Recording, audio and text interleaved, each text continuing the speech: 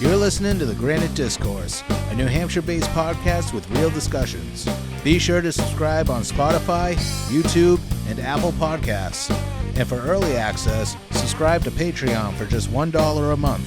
Thank you, and enjoy the show. Dan McGuire. Hi. Welcome to The Granite Discourse. Thank you, Craig. So, you're a state representative? Yes, I am, from Epsom. Epsom. And what district is that? It's in Merrimack County. It's about 10 miles east of Concord. Okay. On Route 4. We have a traffic circle, 4 and 28. Yep, I've been down that one. Now, how long have you been a state representative for?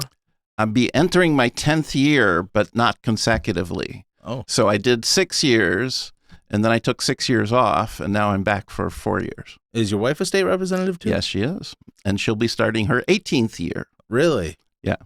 And it's a good thing for me that she is a state representative because the very first time we ran, she won and I lost. Uh-huh. So I got, I think it was about 100 votes less or something like that. And then after that, everybody realized how great she was, and then I couldn't lose, you know, because I just ride her coattails, you know. So you guys are in the same district, same town then, right? Yes, but a different district.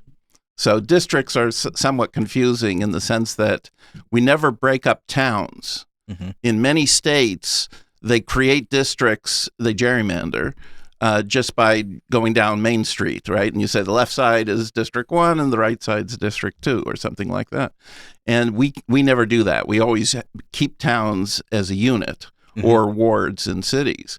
And therefore, my town is worth about 1 1/3 reps. Okay. That's how big we are. Yep. And so therefore, I'm the one, because I only represent my town, but we take the third from Epsom and we add to 1/4 from Allenstown and then somewhat from Hooksett and a little here. So she has a bigger district that picks up all the fractions. Okay. And you're on 2 committees? I am. I'm on the finance committee. I've always been, all my time in the legislature, I've been a member of the finance committee. I'm currently the vice chair of the whole committee. Mm-hmm. And I'm also on this new committee called education funding. Okay. So do you work with Katie Peternell on that one? Yeah, although she's in the main education committee. Education one. Okay, right, yeah. Education policy. Mm-hmm. They tend to... Our experience this past year was, I think they got 2/3 of the education bills and we got 1/3 or something like that. Okay, because of the nature of the bills? Yes, we get any bills related to money, and also we take anything related to higher education, UNH, et cetera, community college. Okay. And they take everything else, and there's a lot more everything else. So I read online that you were in the private sector. You were a computer engineer. Yes. So how did you make the leap from computer engineer to want to be a state representative? So I had a very short career, okay, because I got lucky financially and was able to retire relatively young. So I was still in my late 40s. Oh. And so I've been retired 22, 23 years, something like that.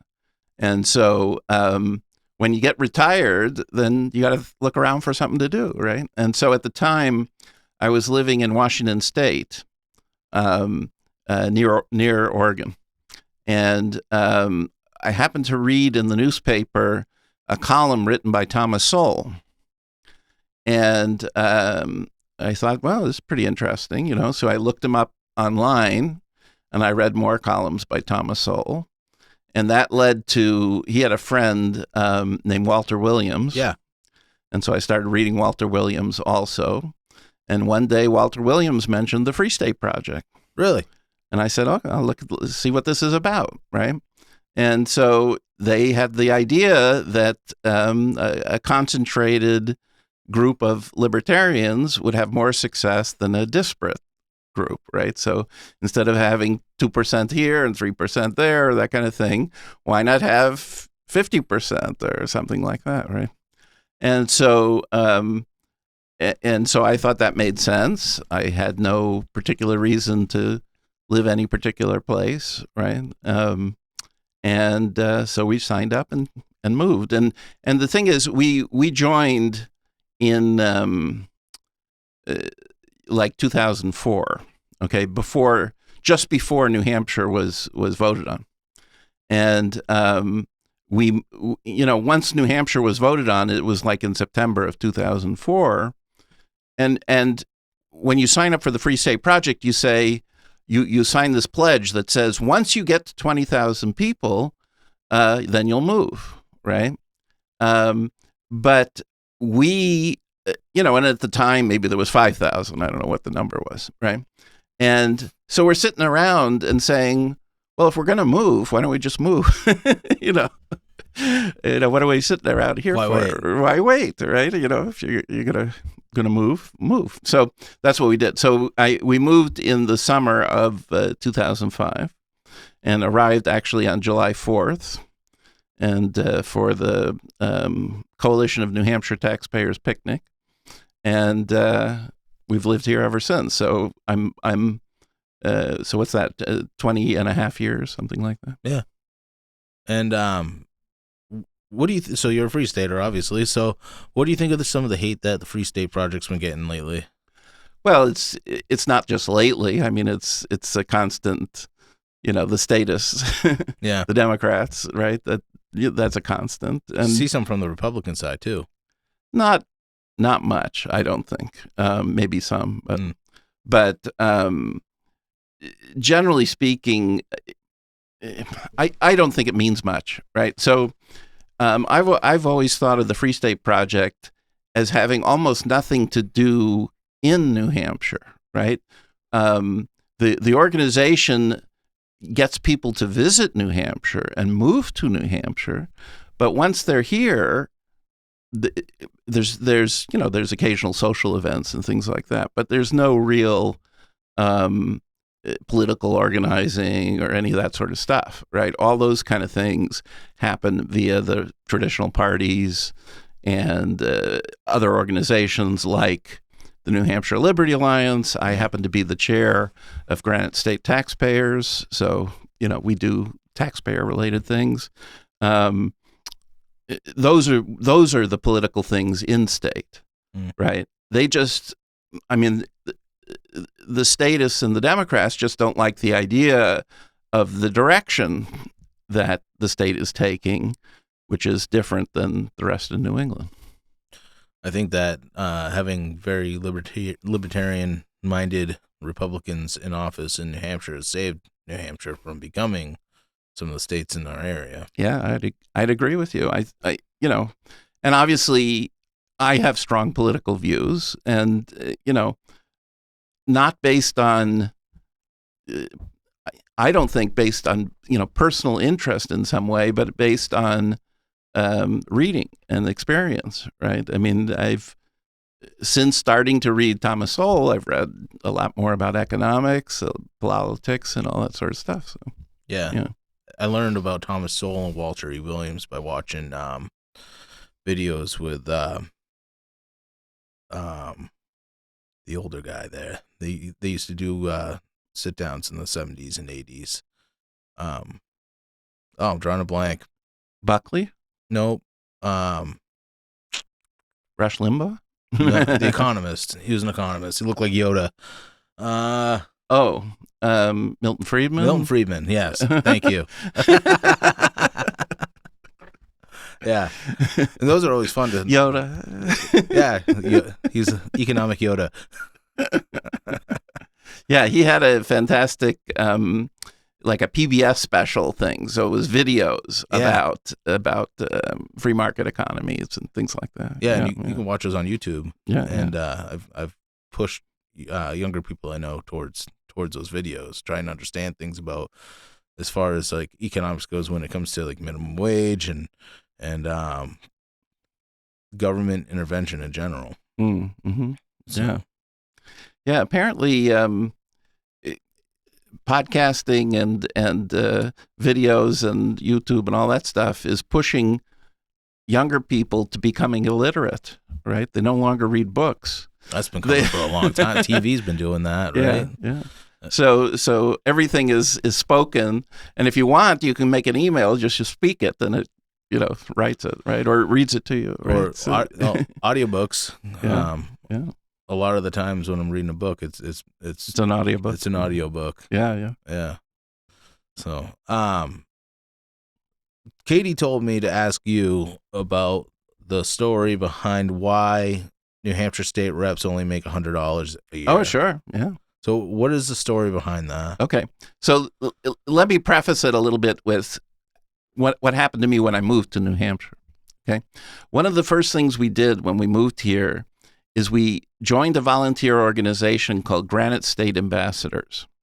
And what Granite State Ambassadors do, it's maybe 500-person organization, and they help out the tourism industry in the state by manning the welcome centers, like the booth at the airport, state house tours, also events, right? Like there's the Hampton Seafood Festival, stuff like that. So they're all volunteer for those kind of things, right? And one thing you do when you join this organization is you get some training, maybe 8 hours of training or something about the state, and you learn about the different tourism regions and some of the history of the state and all that kind of thing.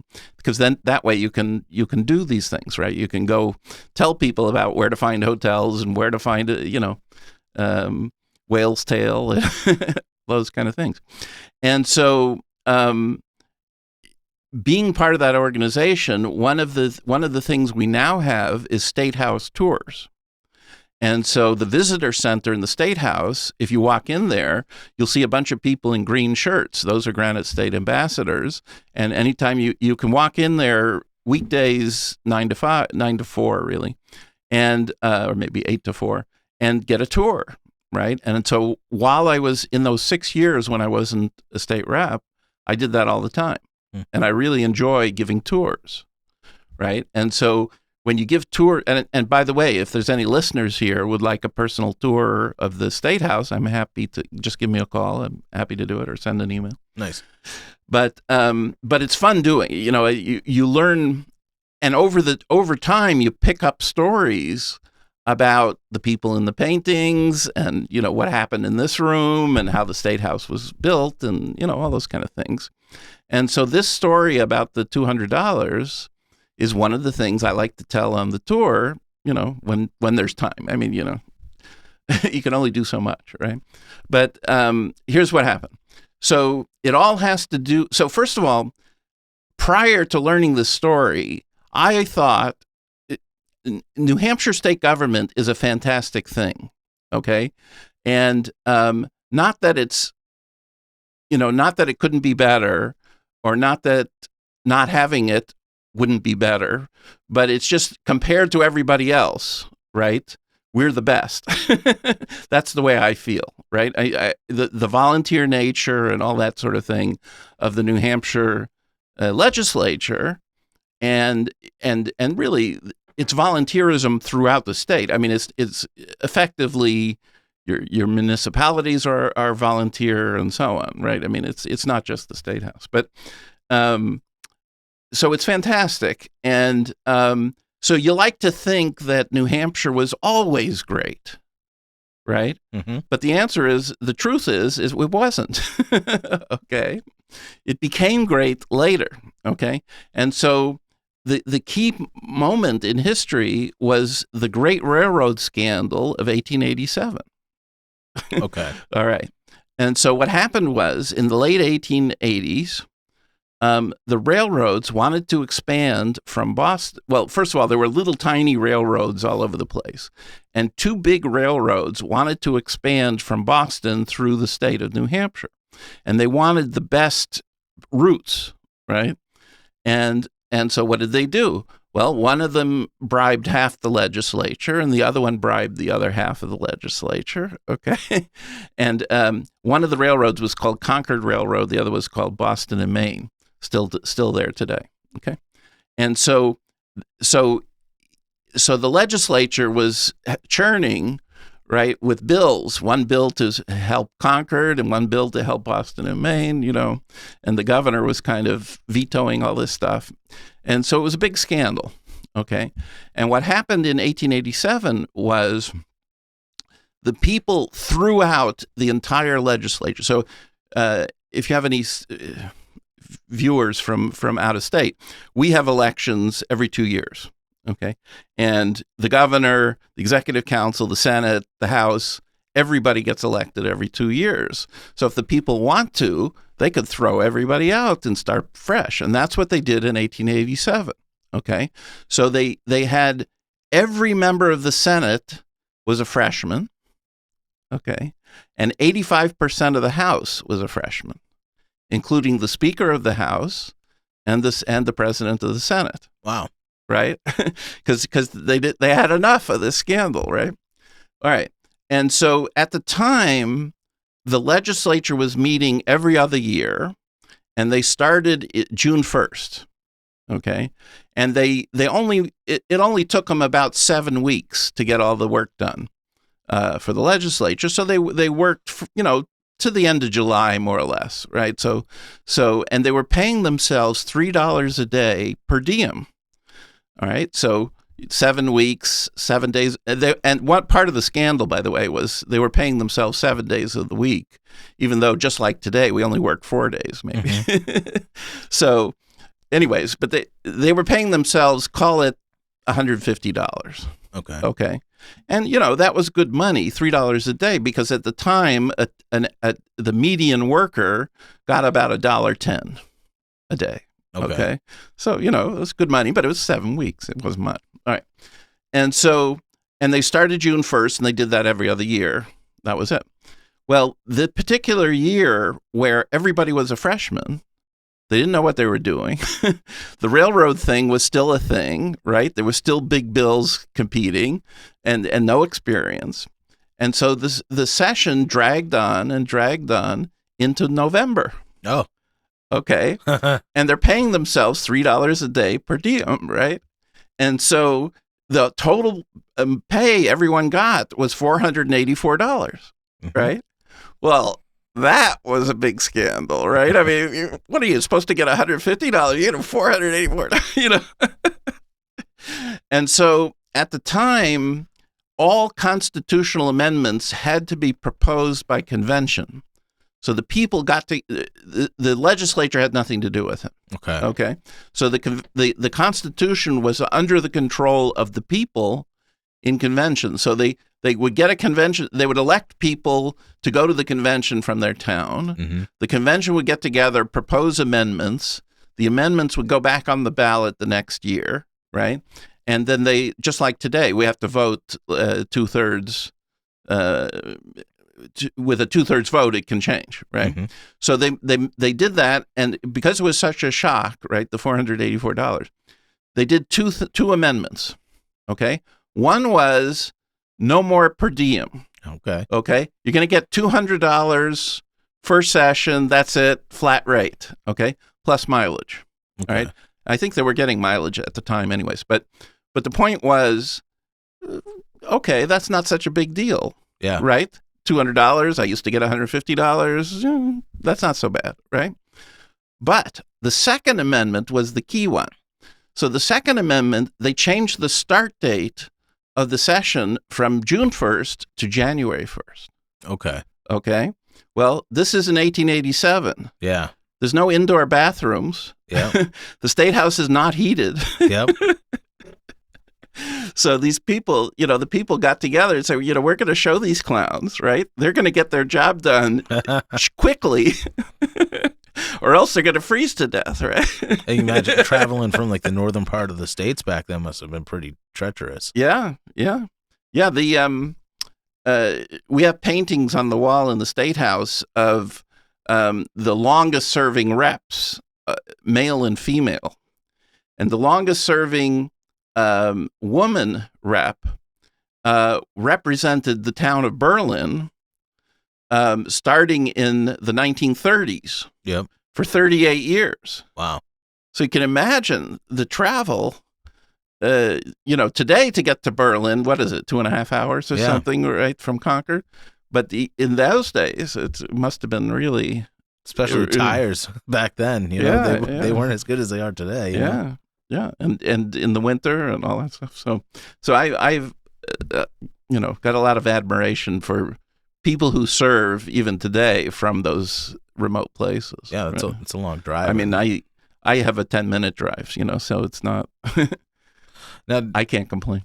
Would those people make those trips? They wouldn't make those trips daily. They would probably stay in Concord somewhere. Yeah, there used to be a hotel right at the corner of Center Street and Fort Eddy Road, sort of where I don't know if you know, there's like an Uno's Pizza there and there's a bunch of shops. Anyways, there used to be a hotel there called the Highway Hotel, and a lot of reps would like stay overnight if they had multiple days of session or committees or whatever, and then go home only on the weekends. Did they have to pay for that out of pocket?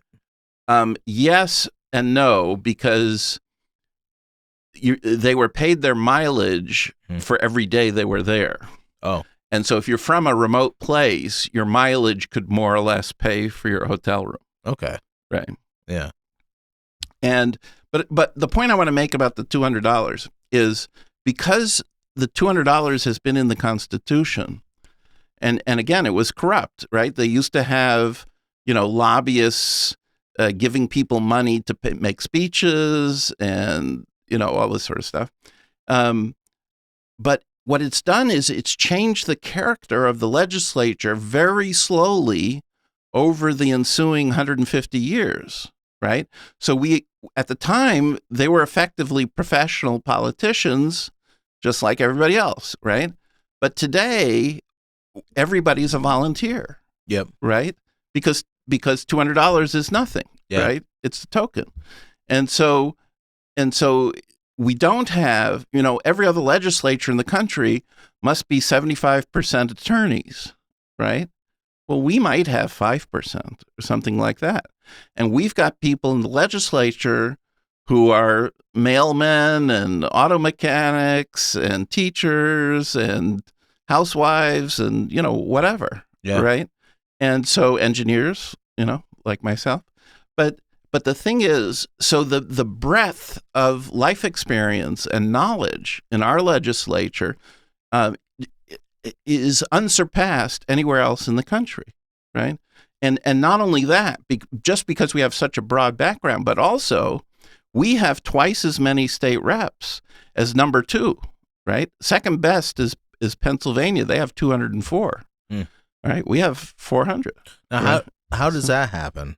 How do we have over 400 reps? Well, so that was mostly because originally they wanted every community to have a representative. So we're what's called a Dillon's Rule state, which means that communities can't pass their own laws.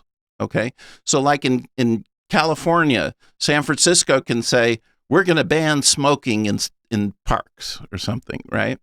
Well, in New Hampshire, Concord can't ban smoking in parks unless the legislature passes a law that says cities have the power to ban smoking in parks if they want to. You know what I mean? So we have centralized control because they didn't want a hodgepodge of laws.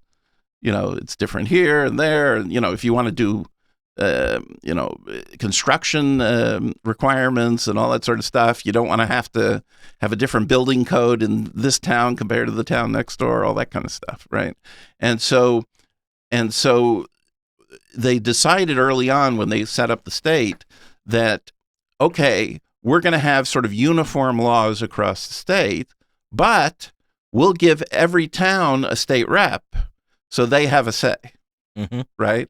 And so there are 250 communities or something like that. And at some point, it got to be a problem in the sense that the U.S. Supreme Court made some kind of ruling that said, you have to be proportional to population. You can't, a town of 400 can't have the same representation as a town of 5,000. That doesn't make sense, right?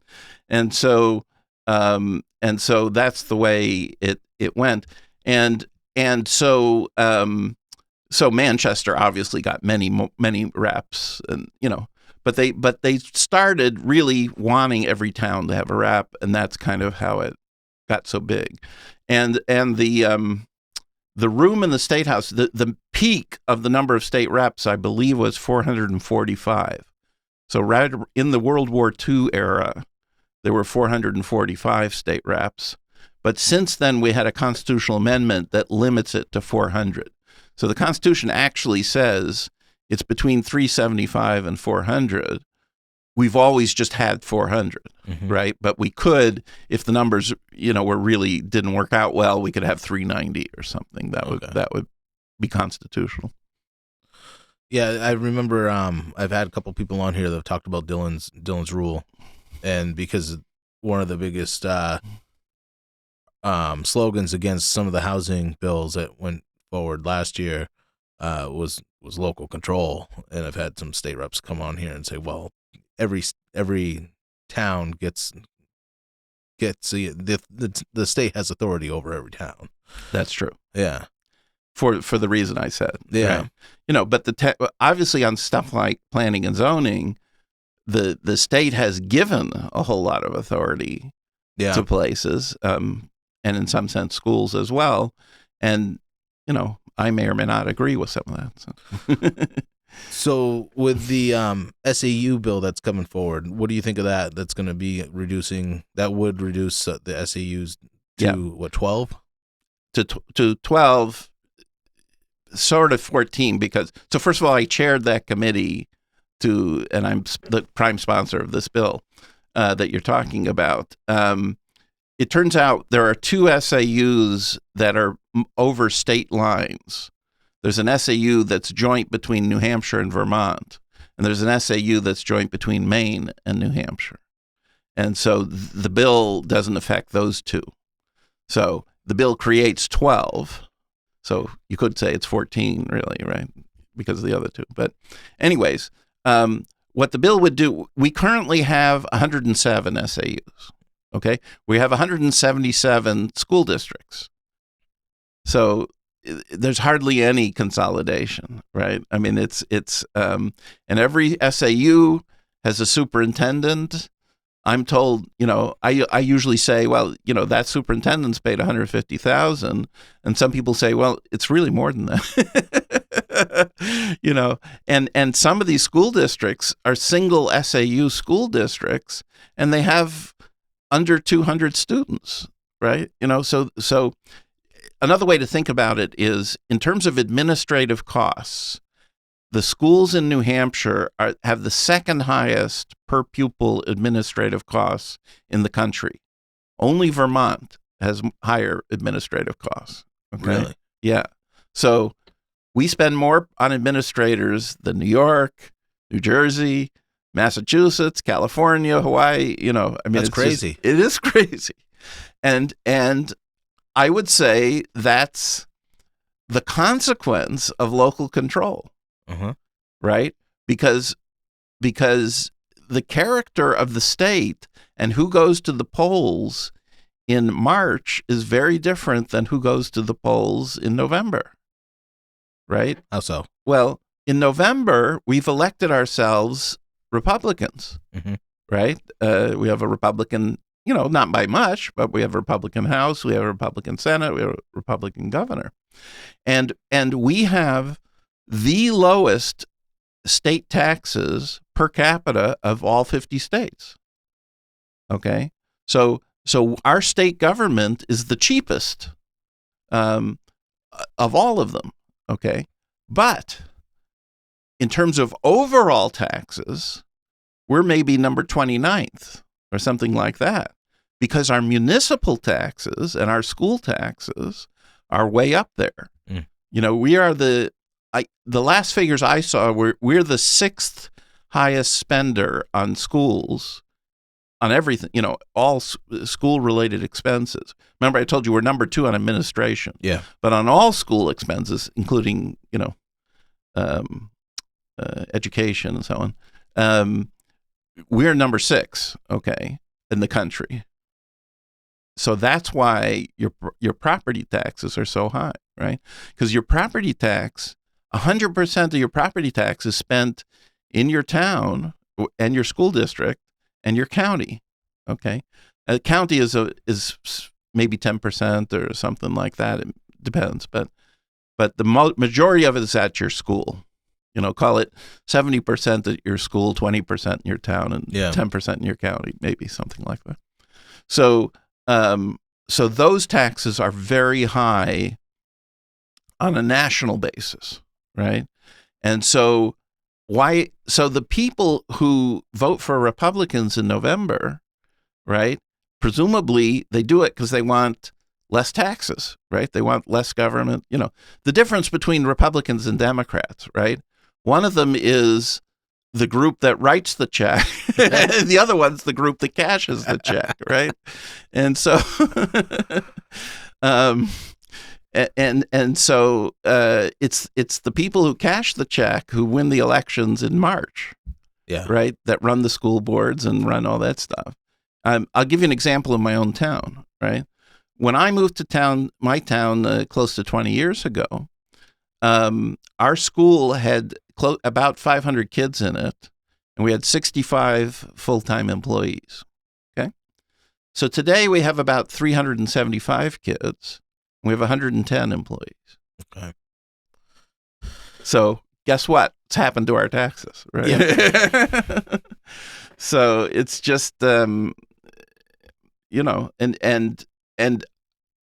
my town is so Republican in some sense that I ran unopposed last time. Okay. So, and yet our selectmen are Democrats. Our school board is, for the most part, Democrats. You see what I mean? It's Republicans, for whatever reason, don't go out to vote in March. The March elections, everybody doesn't go out to vote in March. Maybe it's cold. I don't know. But they're very poorly attended by comparison to the November election. That's weird. Yeah. And so the people who go religiously are the ones whose livelihood depends on that, right? So, and their relatives and friends and all this sort of stuff. So we spend way too much. There's no sense. There are states that have half the spending on schools that we do, okay, per student, and their test scores and so on are just as good, or in the same ballpark. Okay, the cheapest states for schooling in the country are, I think, Idaho and Utah, and those have very reasonable schools. How much does it cost to educate a child in New Hampshire right now? So the last figure I saw, which may be a couple of years old, is about $22,500. If you take total spending on schools divided by total number of kids, we're talking about public schools. It's about $22,500. Maybe it's a little higher. So my town, there's a fantastic website I would recommend people look at called Edunomics. It's edunomicslab.org, I think. And it's a website put on by a research group in Georgetown University in Washington, D.C. And they have all kinds of, they take all the school data from the states, and our state has all the same test scores and budgets and all that sort of stuff. But they graph it in a way that makes it very accessible. If you want to see what's going on with schools and compare towns with each other and school districts with each other, this is a fantastic website, edunomicslab.org. Okay. Anyways, he's looking it up. And so there's plenty of other states that have better, sort of return on investment, if you want to talk about it that way, than we do. Yeah, here you got it. Now, so how do people use this? Well, the two ones, one I would recommend is return on investment. Return on investment. That is cool. Yeah, ROI over time, the third thing down there. Move to the left. Oh, sorry. There you go. Yep. Okay. Now go click on New Hampshire. And then click on the, yeah, there you go. So this is showing, scroll down. So this is showing 10 years worth of spending and test scores. Okay. And so see spending go up and see test scores go down. Yeah. And so, and you see inflation, right? So spending's going up higher than inflation, maybe not unexpected since they have little productivity improvements, right? They don't automate in the way that, other things get, building cars or something. Now robots build cars, so it's cheaper. But so spending is going up higher than inflation, and but test scores are declining, and So even I saw before COVID.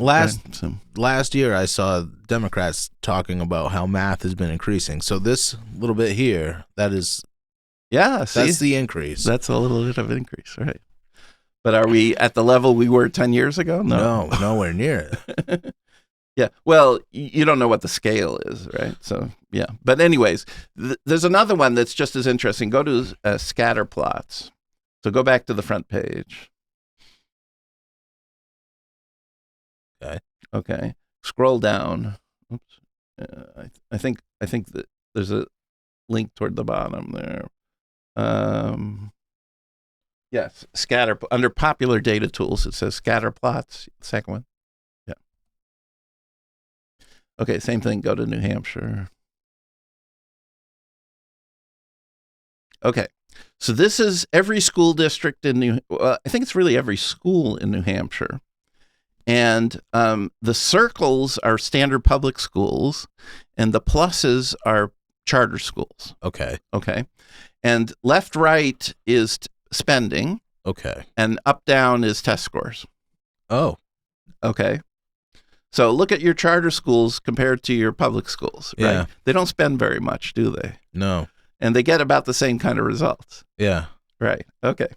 And then the size of the bubble is the number of kids at the school, right? So the bigger bubbles are the high schools tend to be, and the color of the bubble has to do with how many kids what fraction of kids in that district are free and reduced lunch.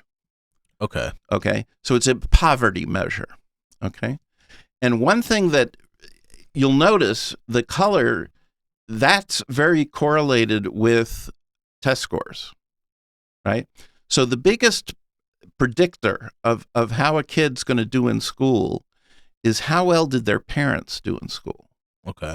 Right? Kids are like their parents. Right? I'm like my parents, for whatever it's worth. But maybe more like my grandparents. But and so doing well in school is associated with doing well in life, right? I mean, if you do well in school, you tend to be somebody who can get a good job and, make more money and all that sort of stuff, right? And so, so poverty is definitely associated with poor school results, poor test scores. But obviously, it's not an absolute determinant, right? There's plenty of people who they themselves do better, but it is kind of in the generals thing that this graph shows it, is that the poorer areas have worse results. Now, there's something interesting to look up called the Mississippi Miracle. Have you ever heard of that? No. No. Okay. So Mississippi is like the poorest state in the country, or close to it. I mean, maybe they in Louisiana get a run for their money or something. But anyways, they were for a long, long time 50th out of 50 in terms of test scores, okay, in the country. And what happened was education's very fad oriented, right? They have this stuff called Common Core, and they're constantly changing the way they teach. It's like kids aren't that different than they were a long time ago, right? But we have to keep changing, right? Anyway, because they have very little incentive to teach you well, I guess. I mean, they have personal incentives, right? An individual teacher has a personal incentive to see their kids do well, but there's no real institutional incentive. If your school had top test scores, are you going to give them more money or less? Give more, right? I don't think so. No? Right, because their message to the taxpayers is, well, things aren't going well. We need more money, right? But if they were the top-rated school in the state, you'd say, well, you're doing okay. Well, just keep it at this level. You know what I mean? Okay, yeah. And so, unlike a business, right? In a business, if you give them more money, they'll expand, right? And so the public education business doesn't have a lot of incentive to do well. And so what happens here is that, so in Mississippi, they were the poorest place, right? Poverty is associated with doing poorly in school. They were the 50th in test scores. Well, their legislature finally decided to put their foot down and said, look, get rid of all this fad stuff. Get rid of Common Core. I want you to teach English by phonics, okay? And I want you to put in some tutors for the really poor kids and all this sort of stuff. And so they said, here's how you're going to teach, okay? And now their test scores are in the top 10. Really? Yeah. I mean, so somebody who had some incentive to make something happen went and did it, okay? And so they're not any richer yet. Maybe they will be at some point, but they're not, they're still got a lot of poverty there, right? But they have great results. So it's possible to get better results, but just sort of drifting along, the system isn't sort of incentivized in the right way. Why not? Again, I think it's because it's not a business. So think about EFAs, right? So somebody with an EFA or private who goes to a private school, right?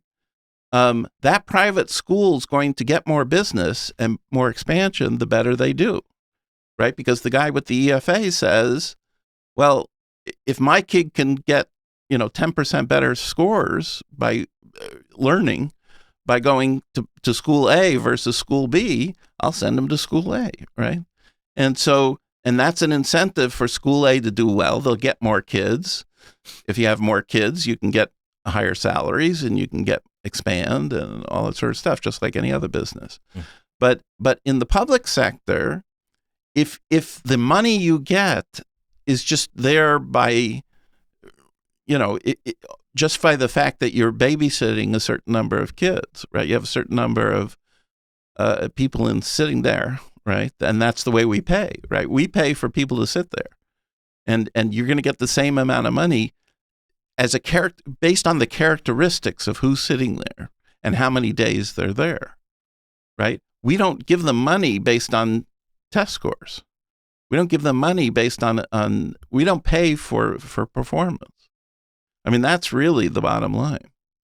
And so we should somehow say, okay, we'll give you more for a kid that does well on this test than for a kid that doesn't do so well.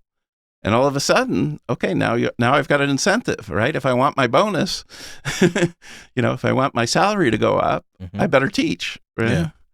And so the problem is it's very tough. We don't have enough of it. We don't have enough of a majority to make really big sweeping changes like that. Like Mississippi did. That's right. I think that's right. I don't think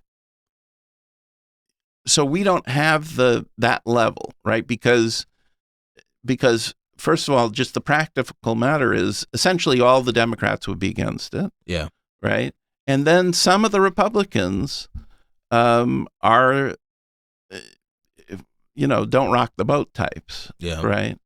And so like with my SAU idea, right? So the whole idea behind SAUs is if I have 90 fewer superintendents, well, I'm going to save whatever, however, $20 million a year or something, right? And I can consolidate, right? Because generally speaking, an administrative function over a larger, somebody who's doing grant writing or something will do a better job if that's all they do, right? And so the people doing these service jobs in the SAUs can be more efficient if they can concentrate. And so that's the main idea of how we can save money. We'll save money on the administrative stuff at the top, but we'll also save on the individuals working there being more efficient. Has there been much backlash? Oh, a lot, yeah.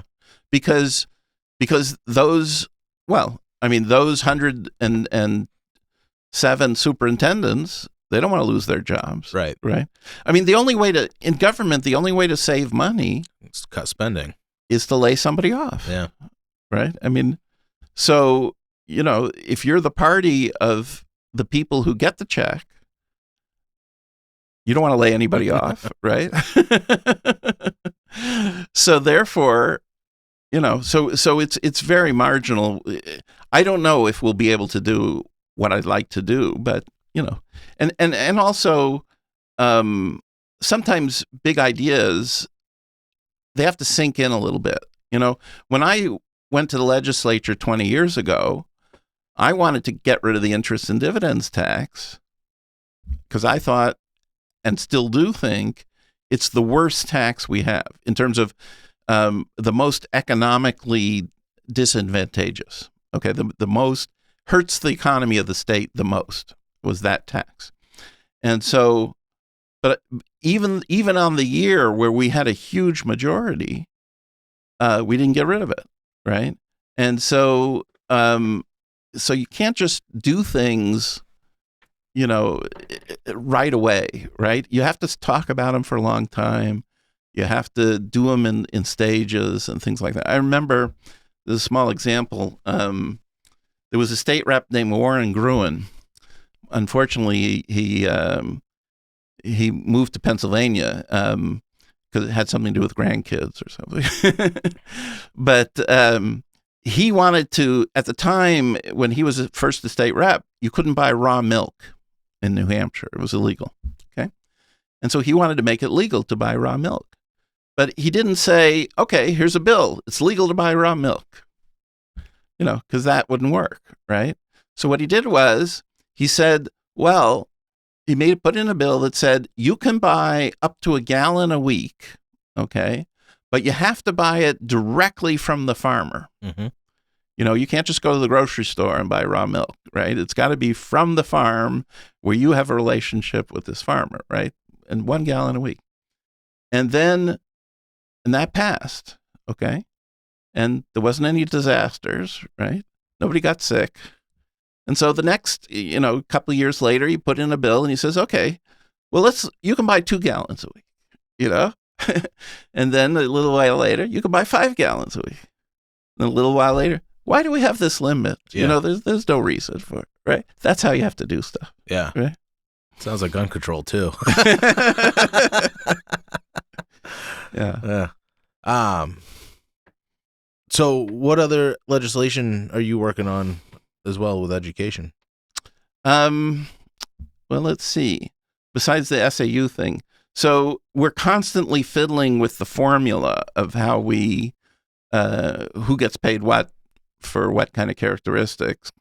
And we're in a big fight with the courts over that, right? The courts made I think it's close to 40 years ago, they made an absolutely ridiculous ruling that said that the New Hampshire Constitution requires the state to pay for all public school. Didn't they right? Wasn't there a dollar amount put on that as well? As like, well, so the original ruling just said the state has to pay for all public school education, right? And then the question was, well, how much, right? Do you have to pay for Harvard, or can we pay for, you know, Plymouth State or something? You know what I mean? It's a question, and so they came up with this concept of an adequate education, and they had a formula that said, well, an adequate classroom has 30 kids in it for one teacher, and for every 50 teachers, you need a principal, and whatever. And they came up with a formula, and they funded it that way. And since then, there's been just lawsuit after lawsuit saying we're not spending enough, whatever. And but the bottom line is the New Hampshire Constitution doesn't say anything like what the court said it said, right? So, and in fact, up until the 60s, if you looked at Part 1, Article 6, I think it was, of the Constitution, it said that towns can hire teachers at their own expense. Okay? So that was into the Constitution from day one. That doesn't sound like what the court said then. That's right. But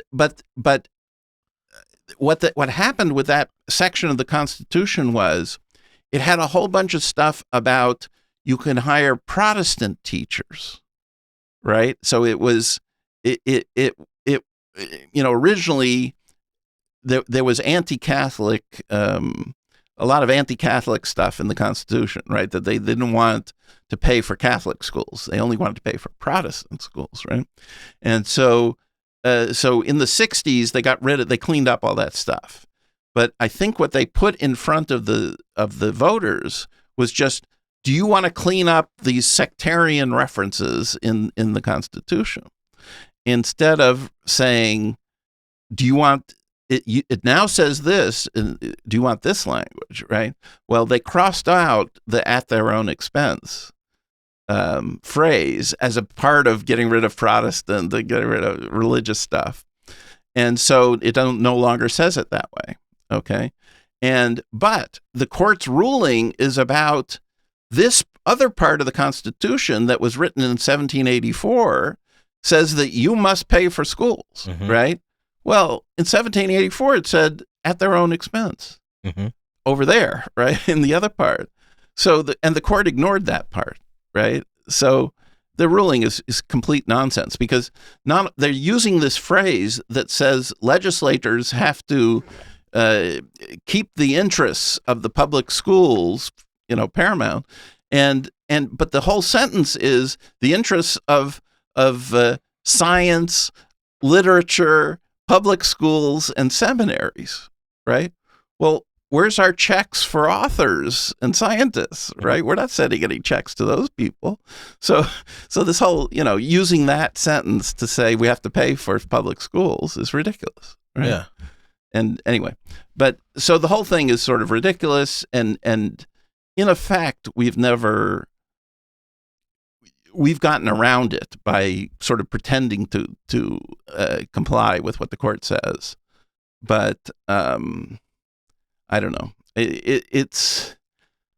That's one thing that's going on, anyways. Is talking about we're constantly talking about how do we pay, what do we pay, all that kind of stuff. This stuff about EFAs, we made a big change so that any kid can get an EFA, right? And I think that's fantastic because when EFAs are 2, 3, 4% of the total, they don't affect the public schools at all, right? But if 10% or 20% of the kids decide to do it, then the public school is going to say, wait a minute, I'm paid by butts and seats, right? And if I don't have any, then I'm in trouble, right? So now I got to teach better, right, to get more kids to come, right? And so even just that alone is going to improve things, I think. So the argument against EFAs is that it's going to cost the state, it's going to increase our taxes. That's what I've seen Democrats make. That's going to cost taxpayers more money. But if we're spending $21,000 per child, but an EFA is only worth, what, $4,500? Right. Wouldn't that mean it's costing us less money to educate a child? Yes. Yes, I think so. But the thing is, think of what happened in Epsom, right? So the number of kids went from 500 to 375 or whatever, right? But the budget went up. So now the cost to educate the kids is going up. Right. And so what the Democrats will say is when a kid leaves a school to go get an EFA, that doesn't save the school any money, right? I mean, it's got to save them a textbook at least, but the point is there's no real savings there. Because what's happened in our Epsom school, they used to have 25 kids in a class. Now they got 11. Okay? Well, what they should do is put two 11s together, make it 22, and fire the teacher. Yeah. Right? But they won't do it. Okay? Because there's very little incentive to do it. So it's really up to the Epsom voters to show up in March and make their will heard, right? If they don't want to pay these taxes, right? I mean, that's the bottom line. Is the voters have the authority to change what's going on in their schools in terms of spending, and if they don't do it, I mean, we have the authority too, right? But so I guess there's plenty of blame to be shared, right? But in some sense, you elect your school board makes their budget, right? So that's all on you. Yeah. Right? Well, if schools were doing a better job at educating children, people wouldn't want to be pulling their kids out to begin with. Of course. Yeah. So But there's a separate. So the question is, the Democrats will tell you there's a connection between money and quality. Okay. Yeah. Because in most things that's true, right? If you're buying a car, there's a big connection between money and quality, right? I get a Cadillac or I get a Nissan or something, right? Yep. But not.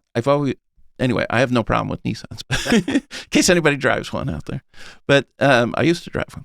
But the point is, but in government spending, you can go beyond. There's not necessarily a quality improvement, right? You can start paying for more bureaucracy, and in some sense that would be a worse quality, right? Because you're going to have more meetings and more forms and more, trouble, hassle, the more you spend, right? So, and more silly stuff, right? And more things that make your, to some extent, they do things that make your life worse, right? Not better. So, with your money. So, anyway, I mean, in some areas, money does equal quality, mostly. I mean, roads, for example, those are, there is a direct connection there, right? But in things that are more loose, I guess, I'm not so sure. You hear those types of scenarios when people are talking about solving homelessness in certain areas of the country where they'll throw a ton of money at it, but the problem gets worse. Yeah. I mean, and if you were homeless, where would you want to be, right? You'd want to be in the place where there's a lot of money spent. Yeah. So, but people are making money off of it just having a title that they're the homeless coordinator or whatever, right? Yeah. But if they were homeless, they wouldn't have a job. That's right. Yeah. So, I mean, anyways, that's a complicated issue. So where do you think we're heading with education in New Hampshire in the next 5 or 10 years? Well, I think we've, like I said, with the EFAs and so on, I think we've been making some progress. We haven't been making much progress on spending because of the things we've been talking about. But I do think if we can get the SAU consolidation thing, and I think at the end of the day, it may not be the 12 that I would like. It might be 30 or something. Well, but still, 30 is better than 100, right? So, so would it get amended? Oh yeah, yeah. Hardly anything, passes the way it started out, unless it's very simple, right? Things get changed throughout the process. So, the legislative process is deliberately very slow and cumbersome to some extent. I mean, a bill goes to a committee, it has a public hearing, it gets a recommendation from the committee, it goes back to the House, it gets voted on, might go to another committee, do the whole thing over again, then goes to the Senate, the whole thing happens over there, then goes to the governor. So there's any point along the way, it can get stopped. Okay, so in order for something to actually become law, you have to pass this and this and this and so that's deliberate because you don't want to make mistakes with the law. You want to do things deliberately and thoughtfully, and so because it affects everybody. And it's force, right? If I pass a law, I'm forcing you to do something that maybe you didn't want to do, right? And so you want to do that without mistakes and at least do what you intend to do. And so there's a lot of, anytime any legislation passes, it's been vetted in many, many ways, right? And everybody's had a chance to talk about it and put in their 2 cents and all that sort of thing. So that's important, and I think it's a good system. How do you deal with public speaking at the State House? Do you do a lot of it? I enjoy it. Yeah, I mean, I assume most of the people you're going to get here are people who like to talk, right? So, not always. Yeah, no, okay. Well, Katie claims that she doesn't like to talk. Yeah, I believe it. People, we have more variety among members. Yeah, like I said, than anybody else. Yeah, right. And so there's room in the New Hampshire legislature with 400 people for all different kinds of personalities. Yeah. Okay. And some people just like to sit in the back and vote, and that's all they do. Yeah. Right. And every once in a while, you'll see a guy come up to the well and give a speech, and you'll think and I'll think to myself, wow, that was a great speech. Gave a speech on, I don't know what, farm tractors or something. And I'll think, that was a great speech. Where is this? I've never seen this guy before, right? Why isn't he up there every week? Right? And it's just certain people have certain interests, right? And certain, and then they'll go sit down. You never see them again. So it's just certain people are out there a little more, and also I've been there longer, so I speak more than I used to, so it's just a matter of personalities and things. 10 years is a long time to be a state representative. Yeah, and I've been involved in, even when I was out for 6 years, I was still involved. Mm-hmm. I went and testified, and I'm still part of Granite State Taxpayers and part of the New Hampshire Liberty Alliance and all those kind of things. So how many days a week do you spend down there? It varies a lot. So when the main thing on finance, when you're working on the budget, right, is the first 3 months of odd-numbered years. So the first 3 months of this year, I was there at least 4 days a week and sometimes more. But the second year, we only do a budget every other year. So the second year, there's not as much. Mm-hmm. But there's still, because I'm on the second committee, then that committee is going to be busy. So I'm expecting to be there this year, call it 3 days a week, something like that. How are we looking in the state as far as the budget goes so far? Not great. So we in the House, so what the House does is it guesses how much revenue we're going to have for the next 2 years, right? And so and then we base a budget based on that. So we have a committee called the Ways and Means Committee. They're the ones who make guesses about how much taxes are going to come in. Okay. Then the Finance Committee, the committee I'm on, says, okay, you said we're going to have $12 billion, and here's how we're going to spend it. That's what my committee does. Okay.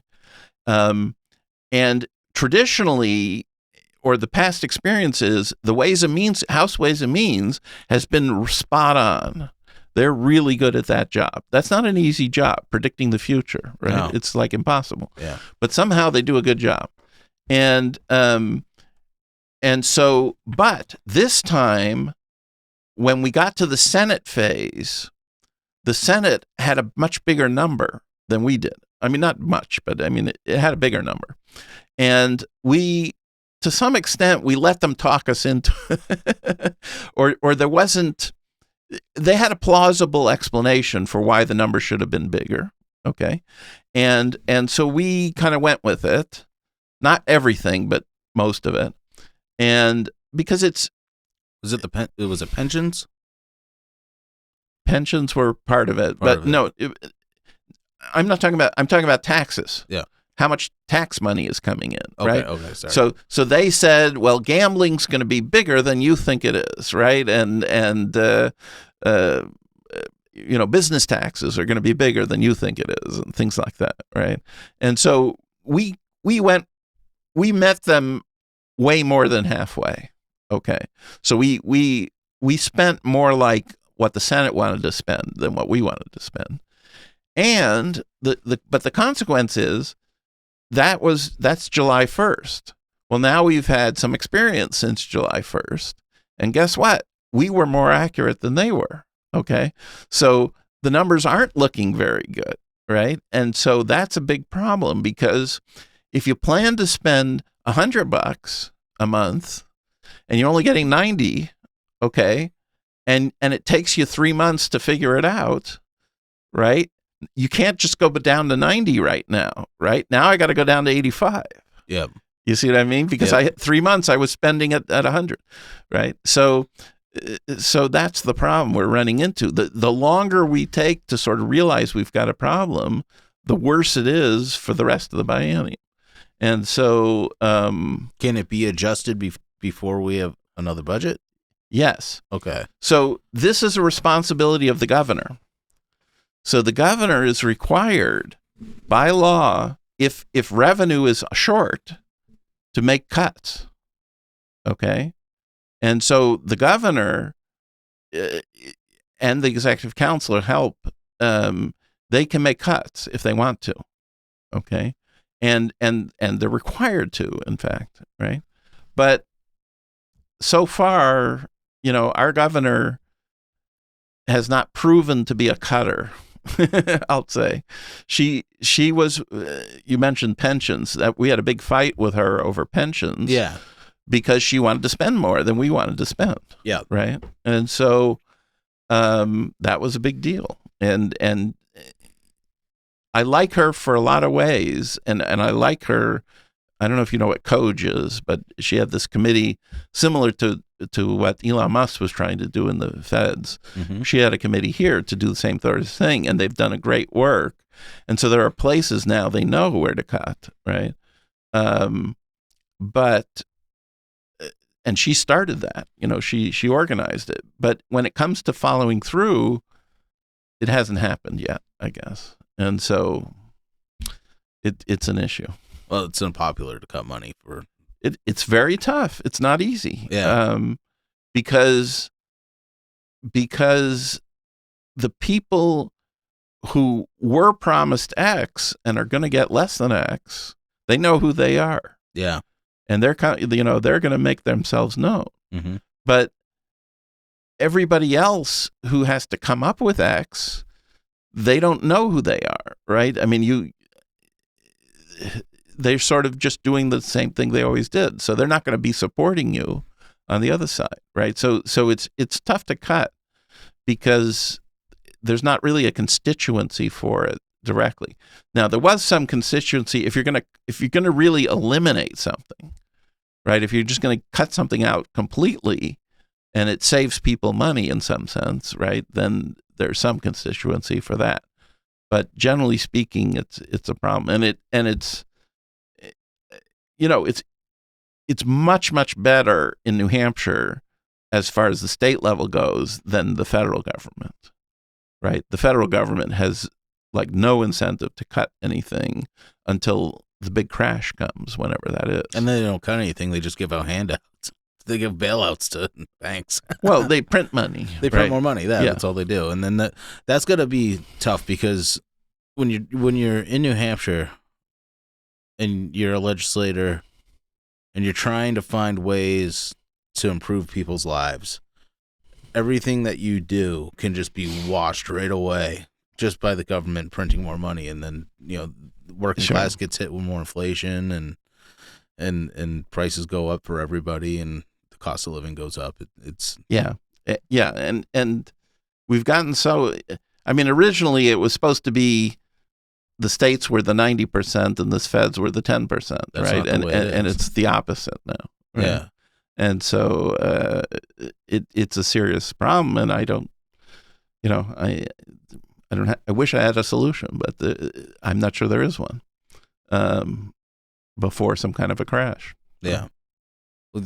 I mean, I don't see our monetary policy going in the right direction right now, obviously. No. And in the same way, in somewhat the same way that I think our governor is not a cutter, Trump is not a cutter. Mm.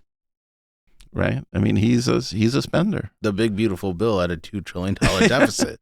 That's right. That's one thing I was hoping that we would see, is that we'd see a balanced budget. Like, that would be huge. And he started out well with the Doge stuff, but he didn't follow through.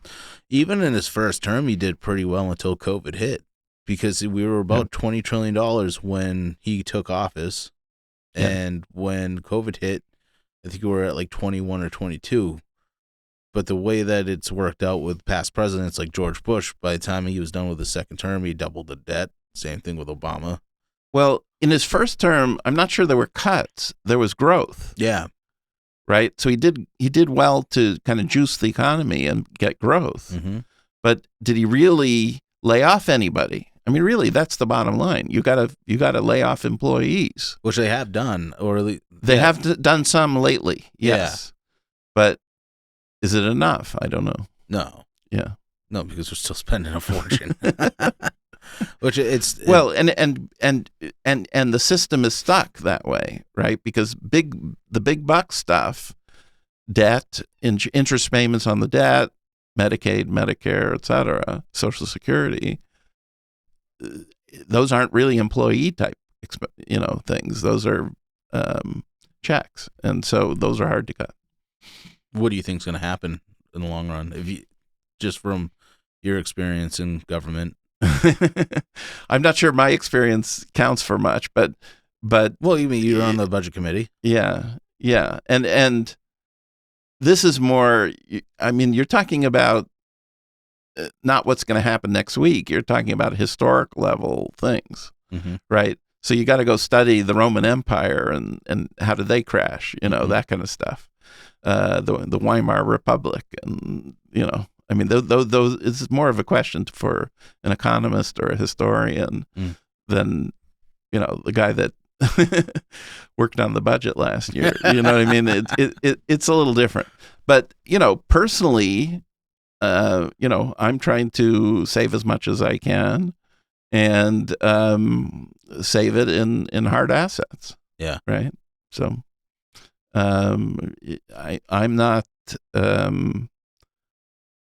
A lot of people have like next to no savings. Yeah. And that's a big problem. Yeah. And if anybody's listening to me, spend less. Go read your David Copperfield or something. Do you know that? So in David Copperfield, he was taken in by a family, and he had to go out into the world, right? He got old enough, and his foster father or whatever he was, said to him, look, I don't have anything to give you except advice, right? And so if your annual income is 20 pounds and your annual expenditures are 19 pounds, the result is happiness. If your annual income is 19 pounds and your annual expenditures are 20 pounds, the result is misery. Mm-hmm. Yeah. So that's what he said in David Copperfield. But so, that's true. And so you have to, you have to spend less than your means. Yeah. Right. And the result is you're gonna be happy, because the following year you're gonna have your means plus a little from your savings. Right. Right. So the following year is going to be better than the current year. Yeah. And if you keep doing that, and the following year is always better than the current year, that's the definition of happiness, in my opinion. Yeah. Right. But if the following year is worse than the current year because you've racked up your credit card debt and now you got to pay interest and all that sort of stuff, that's misery. Yeah. So, but it'd be nice if you could just fix the world by fiat, right? But it's impossible, right? I mean, we'd have done it by now. Yeah, we'd have done it by now. Yeah. Have you made any endorsements for the coming election? No, I generally am not that big on that kind of stuff. I've given money to Lily Tang Williams and Brian Cole, people I know. Mm-hmm. But I much prefer Brian Cole to, I think Holly Novoleski has run for that seat.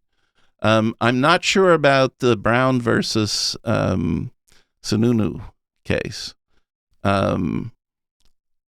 I think that's a tough one. Brown seems... I was disappointed in Sununu when he lost last time, because it seemed to me he didn't put himself out there enough. He didn't work hard enough for it. He didn't want it enough. And at that level, you really have to, be a campaigner almost 24/7, right? And Scott Brown seems to be that guy right now. But, is he likely to win? Who knows? I don't know. I think that's a tough one. Have you ever thought of running for a higher office? Not really, no. No, I'm way too lazy. and so I've been retired from my job, right, for 22 years or something, right? I got another 40 left or something like that. If I'm 30 maybe. And so what do I need it for, right? I mean, it's like, I'm not going to run again even for this, right? No, this is it. This is it for both my wife and myself. I mean, my wife made the decision because, for her, 18 years was enough. Yeah. Right. But and I said, well, I don't want to go. If you're not going to be in, I'd rather be with you, right, and not go to Concord. So, I mean, that was part of the reason I came back, actually, because I did it for 6 years and I took time off, and I kind of wanted to get my wife out. She didn't follow you? Yeah. So I said, all right, I'll go in with you, but we're gonna have a limit to this, right? Okay. And so and we could have done maybe another 2 years, but we decided this was it. So. Now, what is it that made you make that decision? Well, I think she's just getting. It was mostly her decision. Yeah. But I think she's, she's getting up there in age, and there's some physical demands in terms of how busy she is and how much work it is and all that sort of stuff. I mean, she's well beyond retirement age, and so it's stressful. It is. Yeah. And And the thing is, in some sense, the longer you're there, the more stressful it gets. Okay. Because you move up in responsibility, right? So, when you're just a backbencher, it's not so bad, right? But as you become chairman of this and vice chairman of that and, stuff like that, then you get more stress and more responsibility. And so she stepped back from that a little bit because she used to be chair of a committee, and now she's just sort of vice chair of a smaller committee. So that's going to help, I think. But you control, to some extent, how much, because when you become a chair, you agree to it, right? So, you could say, no, thanks. But also how much legislation you put in affects how much work it is also. Okay. Right. So this year I only was we call the prime sponsor of 4 bills, and which is a little on the low side for me. But I'm the co-sponsor for some other people's bills, of a lot of bills, because people like having more experienced people, their name on their bill, right? So for some people, if you're a freshman or something, having my name on the bill might help you out a little.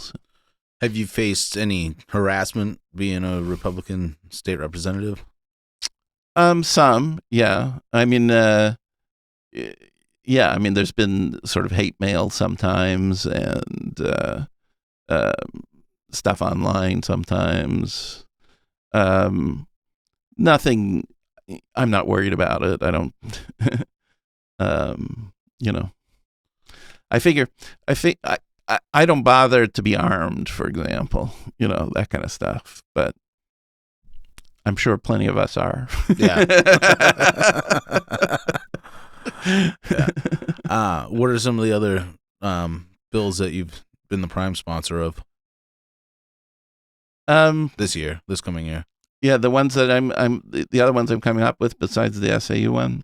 I have a bill that has to do with cooperative school districts. So I don't know if you're familiar what a cooperative school district is. No.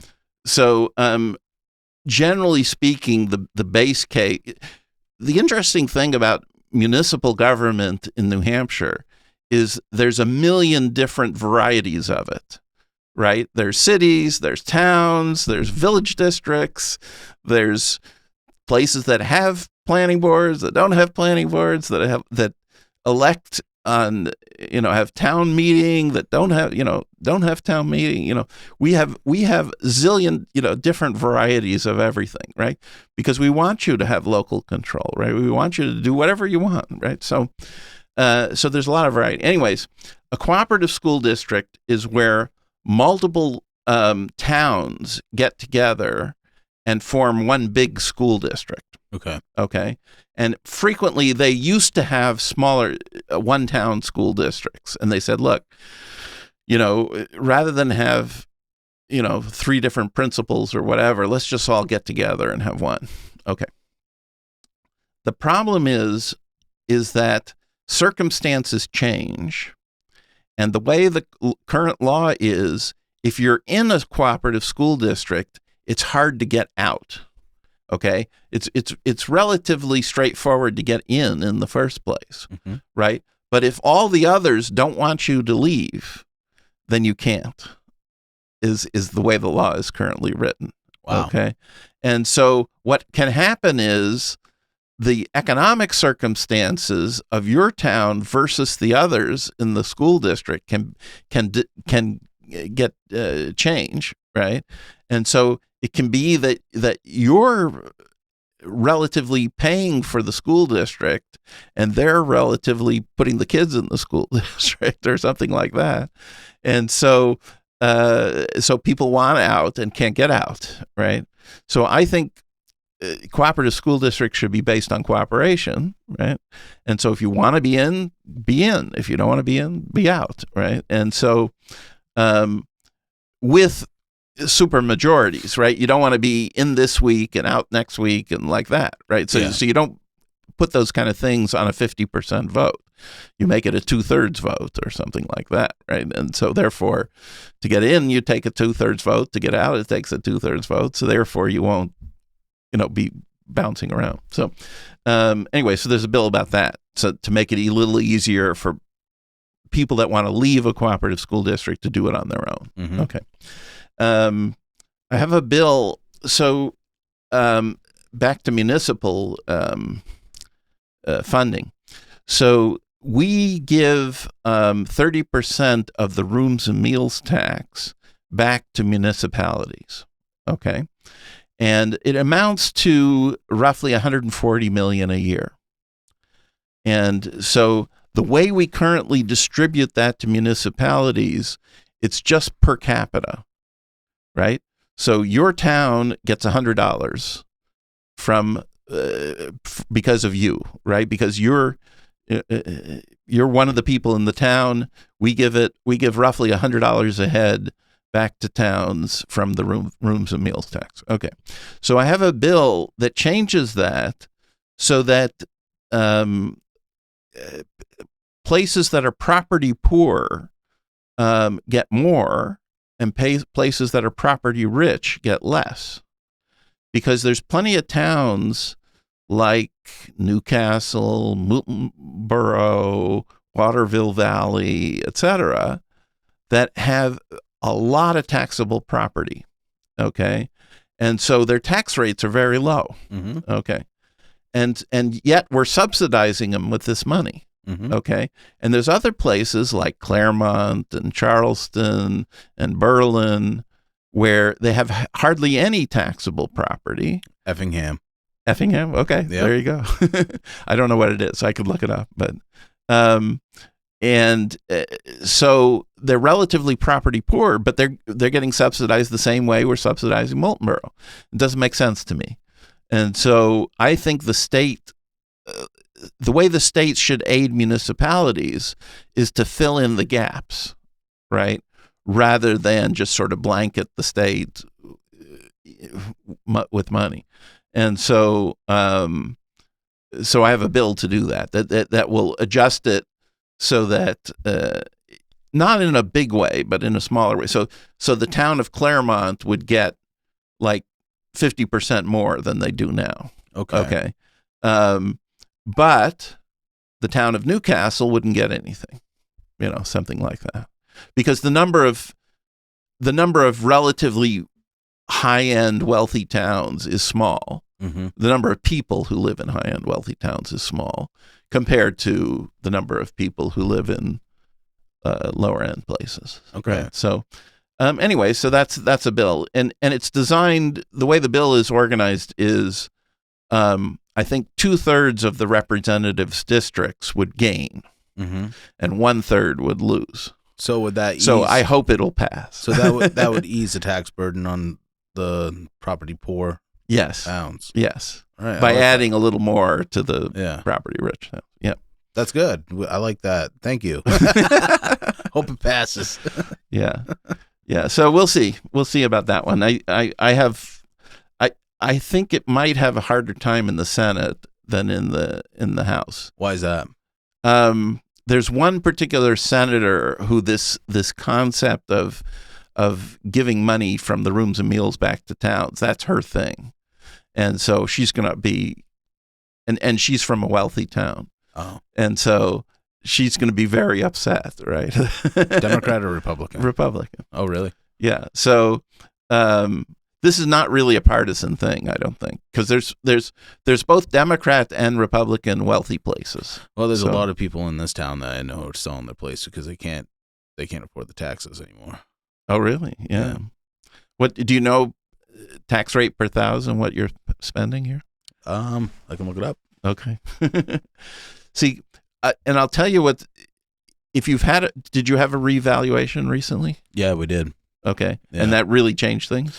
A lot of people's taxes went up because of that. Yes, and it happened to us too, because what's happening out in the real estate market is the value of commercial property is flat, but the value of residential property is through the roof, right? So compared to say 5 years ago, right, commercial property hasn't changed, but residential property has doubled.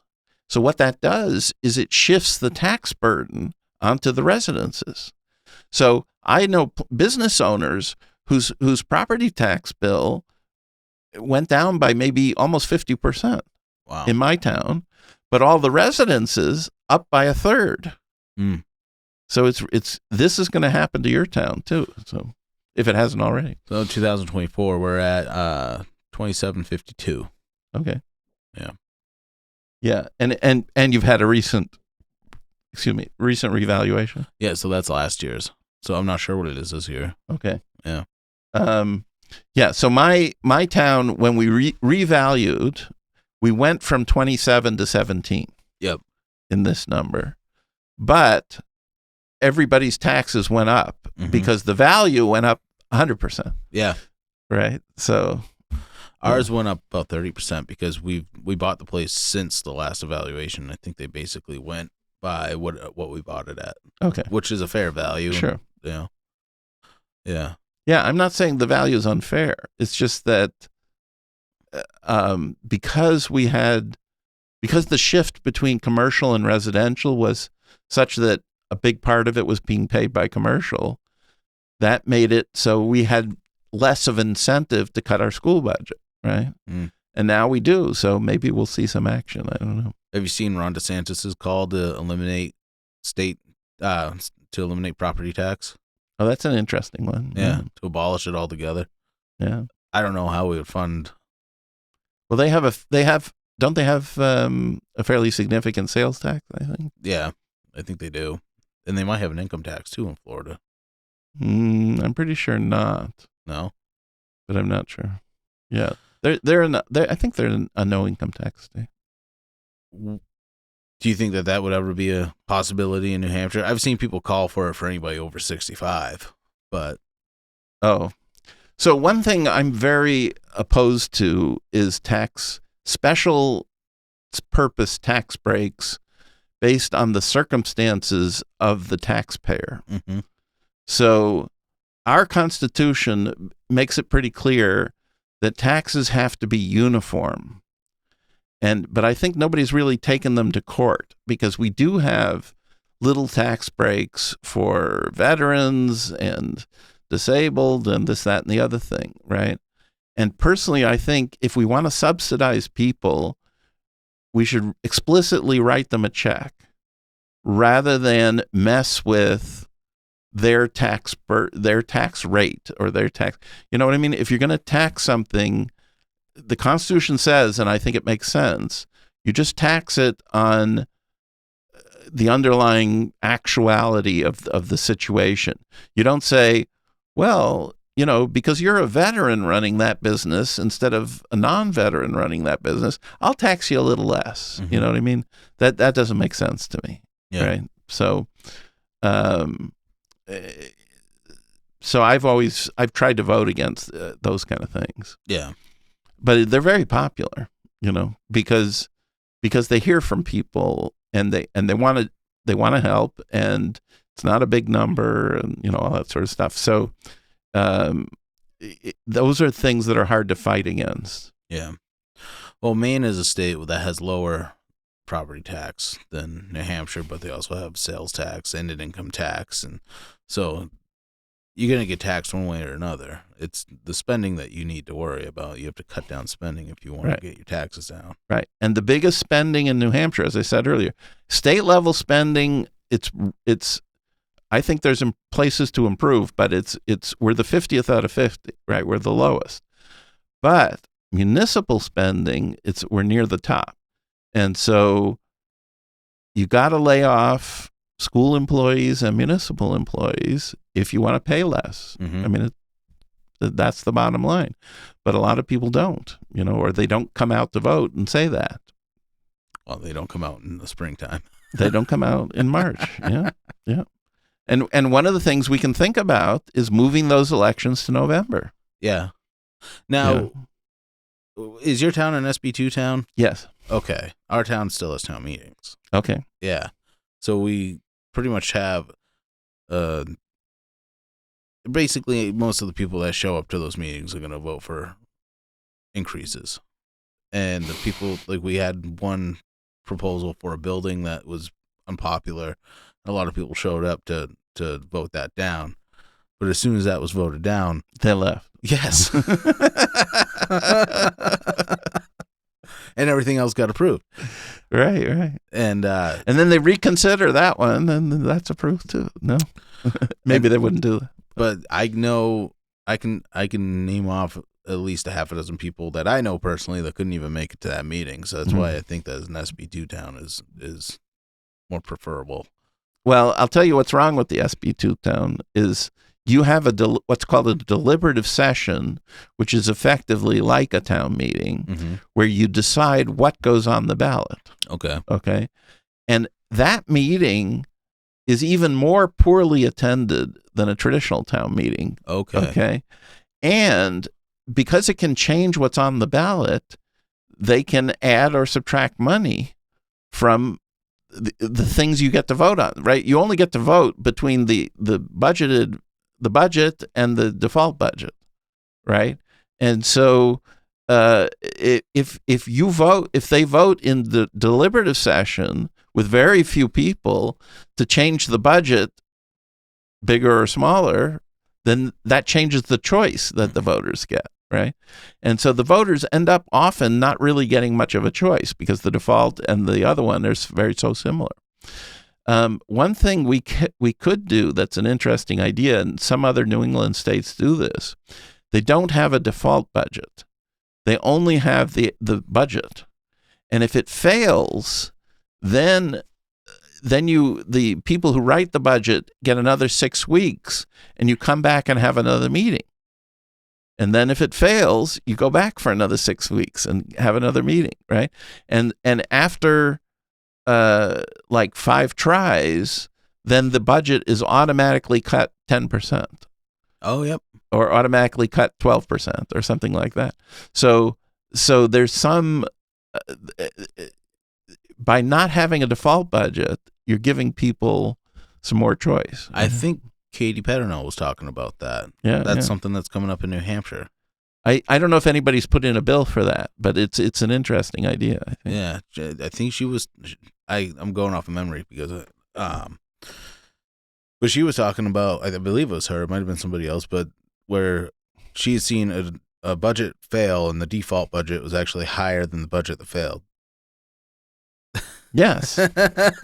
So people were voting against the budget because they thought it was too high. Right. But then they got a higher budget. Right. And there's always bills about, well, how do you calculate the default budget? One of the bills this is why I say Ayotte is not a cutter.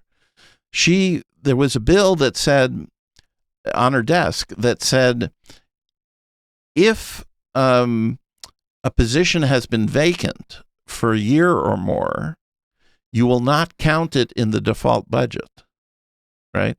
So if you have a position you haven't been able to fill, right, or you just decided not to fill, then it should be out of the default budget, right? But she vetoed that. So that means the default budget becomes higher, right? And therefore, you're costing the taxpayers more money. Right? How do you think New Hampshire looks 10 years from now? Yeah, I'm not sure I can predict. I mean, I think we've done a very good job of making the state attractive.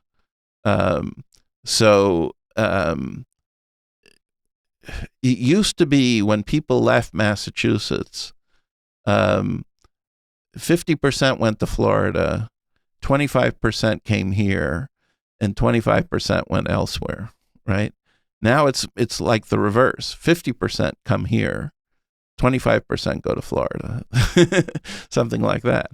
And so I'm thinking we can continue to do that, you know. So in some sense, it's not that New Hampshire is so great. It's that everybody else is so horrible. And so if that continues to be true, and I don't see any particular reason why it wouldn't, right? I mean, you know, You see what's going on in Maine. You see what's going on in Vermont. They're moving in the wrong direction, right? Mm-hmm. And so I think we will continue to be attractive, and growth is good, right? I think to the extent that there's growth, it's more business revenue. It's moving up, right? It's positive. Whereas otherwise you have decline, right? So that's not so good. So I think we will continue to excel compared to other states. What I think is more questionable is what about the country, right? And is there going to be a shift in sort of global wealth and standard of living and that kind of stuff, right? I mean, are we going to have peace in Ukraine, or is Europe going to devolve into some kind of a war, right? I mean, those are big things that I have no way of predicting. Do you right? follow that closely, or A little? I mean, I'm interested, but I'm not involved, I guess. Mm-hmm. But it's a big deal, and the other question is, what about China, right? Is what's going to happen economically with China as compared to the United States? Are they in better shape than we are? Are they in worse shape than we are? I don't know. One thing that seems to be happening is things seem to be improving in Latin America by comparison to the United States.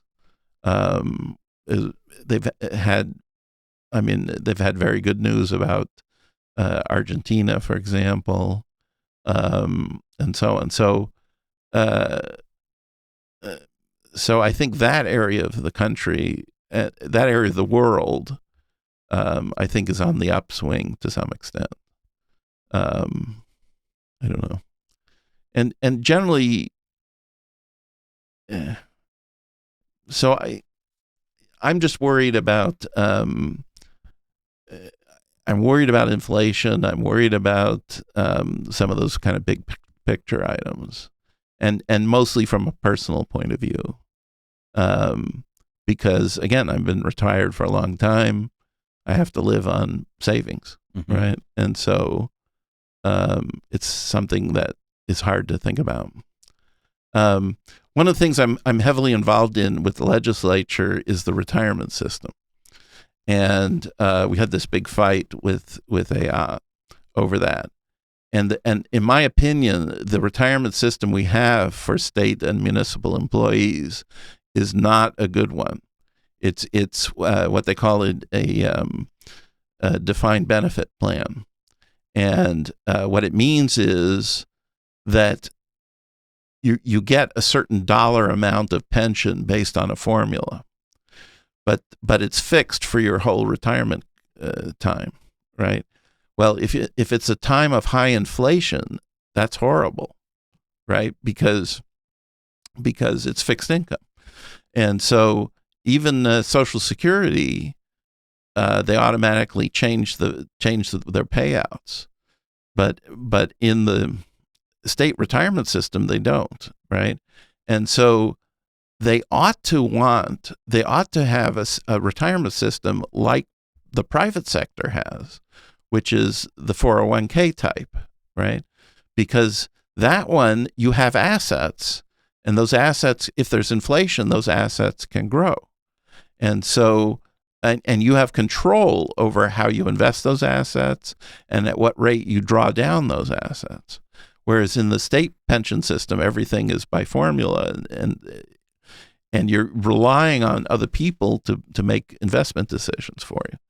And so I've tried for a long time to switch from one to the other, and it's like pulling teeth. I mean, it's very tough.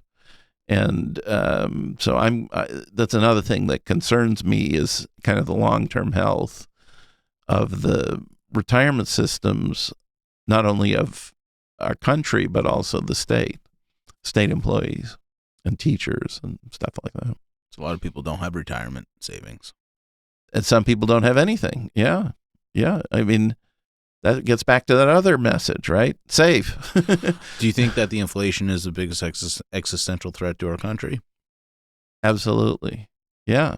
I mean, are you saying like what's worse, inflation or nuclear war with China? Right. What do you think is more likely? Yeah. Well, inflation is 100%, right?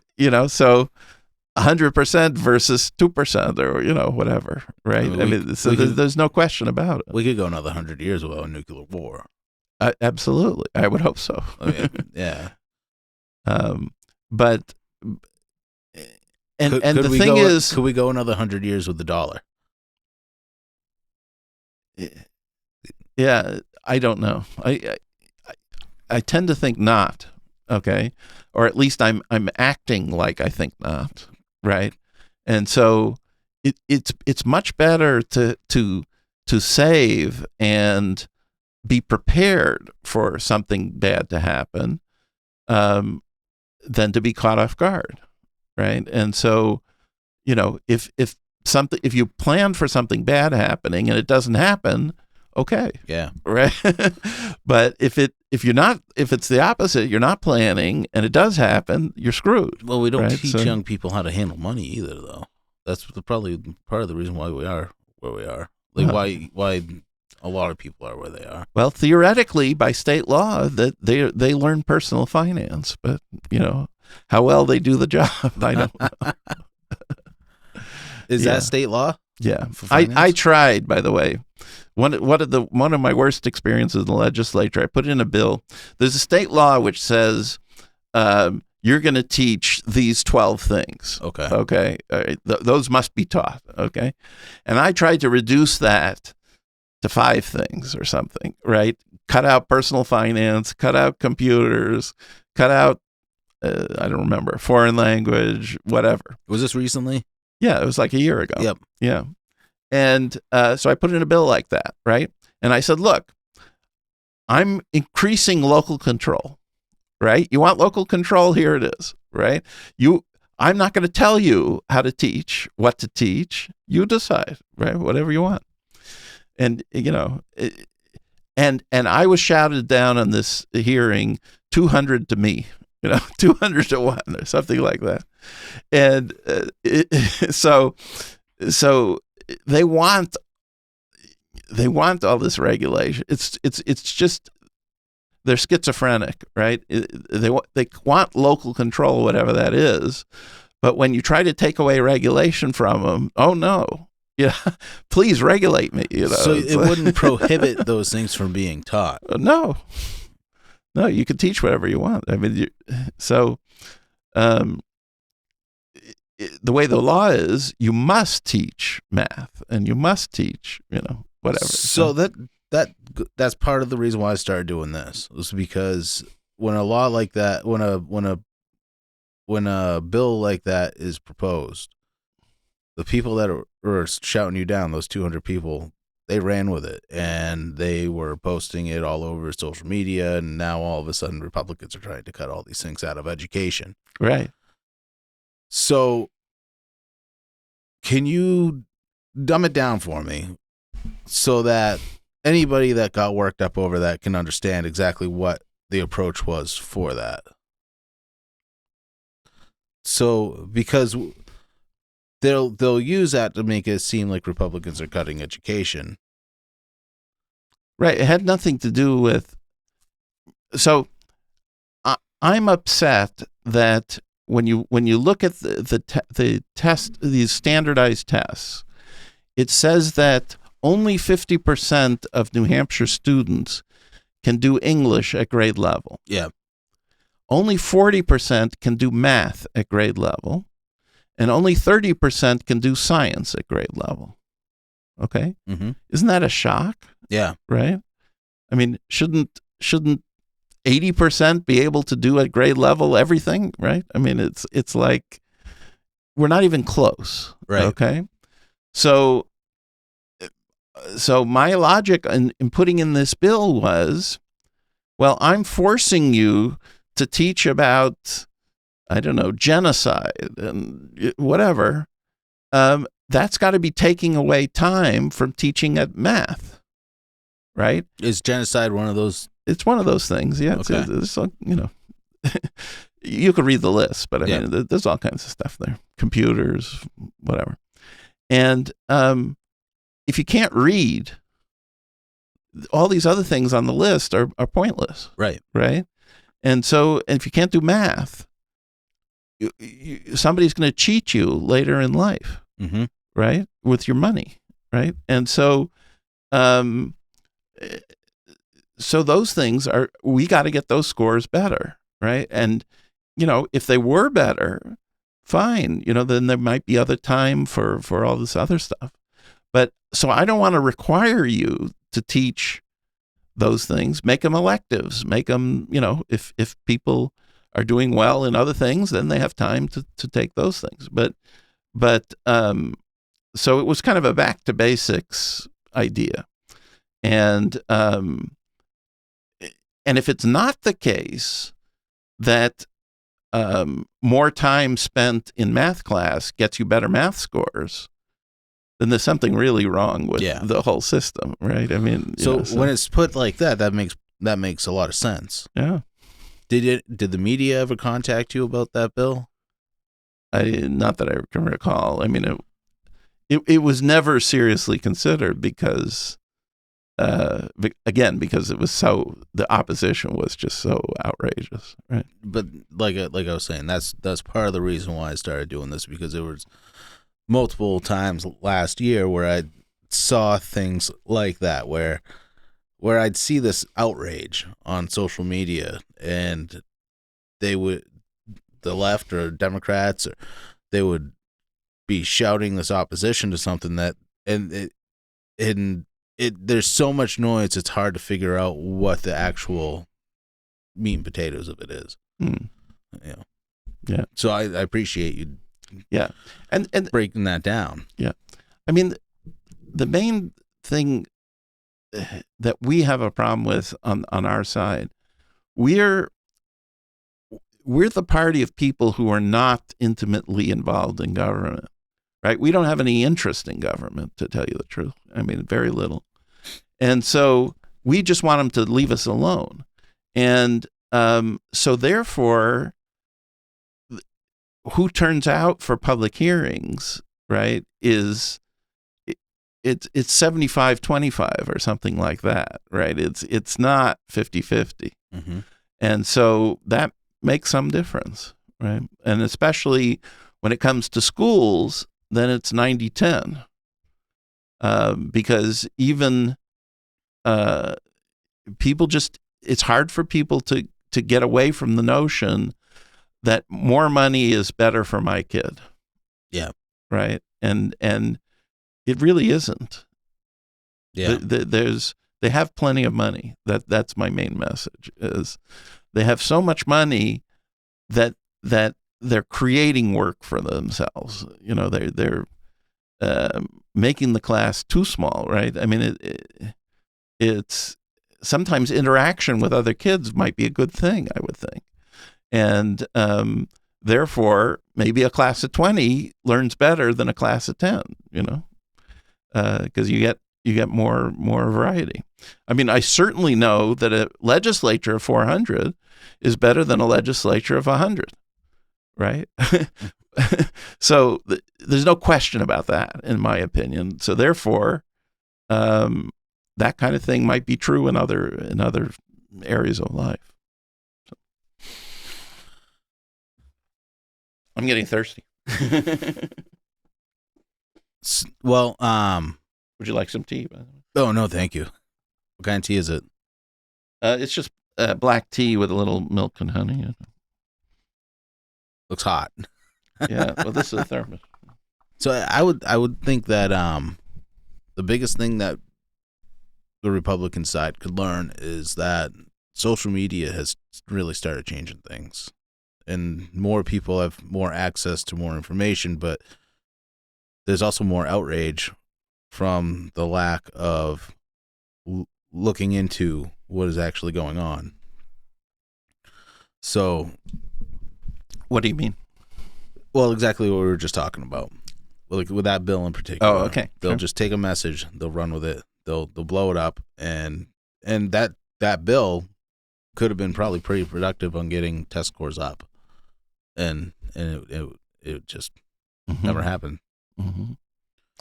Yeah, and I see. Yeah, if you're, I'm certainly guilty of not being a social media maven. You know what I mean? I'm not much of a. I have an X account. I hardly ever post on it. I'm an email generation person, so yeah. I mean, I can't stand Facebook. You know, stuff like that. Wow. I'm disappointed that you're not running again, because after sitting down with you and talking to you, you have a lot of good ideas. Yeah. Well, one thing I do, and I'm hoping to continue, is I help train freshman legislators. Okay. And so I would like to continue to do that. The guy, I've been the assistant for the guy who does that for a long time, and so he's retiring from that job. Not that it's a job, but it's, you know, that volunteer activity. So I'd like to continue that. So we'll see. That might be. I'm not going to be out of politics altogether. I just won't be going there and working on the budget, you know, 4 or 5 days a week. So, and I have other goals actually in life. So, you know, it's time to get into those things. I'm surprised, to tell you the truth, that I've stuck with this for 20 years. Yeah. Because I take after my grandfather, and he was the kind of guy who had a million different interests. You know what I mean? He did jewelry making and grew orchids and photography and this, that, and the other thing. And so I've never been the sort of person that just does one thing and that's all they do. So, yeah. So do you want to tell everybody your social media accounts, the ones that you don't use, or? I'm sure they could find me, you know, if they looked. I think on X I'm Dan Epsom, but I'm not sure. Okay. That's how much I use it. Yeah, email is easy. I'm danmcguire@gmail.com. Okay. So, yeah, send me an email, especially if you want a state house tour. The other thing I like to mention, I guess, one of my goals in for post-legislative period is I want to win a national championship in my sport. Okay, because I'm a 5-time New Hampshire champion, and if you want to call it a sport, because what I do is I play bridge. Yep. Right, I play contract bridge, and so and like I said, I've won 5 out of 20 championships that I've participated in with a partner. So I'd like to try for a national championship. I think it's possible, possibly just in a senior event rather than an open event, but we'll see. Nice. Yeah. Well, good luck with your national championship. And I think that's a good goal. Thank you for everything that you've done. Thank you for coming here and sitting down and talking. And even though you won't be a legislator for much longer, you know, you're always welcome back if you want to come and talk about some issues with the state. Sure. All right. All right. Thank you, Craig. Thank you, Dan. Bye.